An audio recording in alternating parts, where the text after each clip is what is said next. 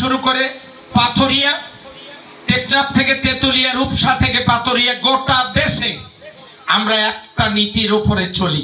আমরা তাই বলি যা আমরা করি। বিগত 53 বছর আপনারা যাদেরকে দেশ পরিচালনার সুযোগ দিয়েছেন তারা চালিয়েছেন, শাসনামল দেখেছেন, করণীয় তাদের দেখছেন। একটিবার বাংলাদেশ জামাত ইসলামীকে আপনারা রাষ্ট্র পরিচালনার সুযোগ করে দেন। আমরা আমানতদারিত্বের সাথে আপনাদের হক, আমাদেরকে দেখেন, যদি দুর্নীতিবাজ চাঁদাবাজ মনে হয় আমাদেরকে রায় দেওয়ার দরকার নাই।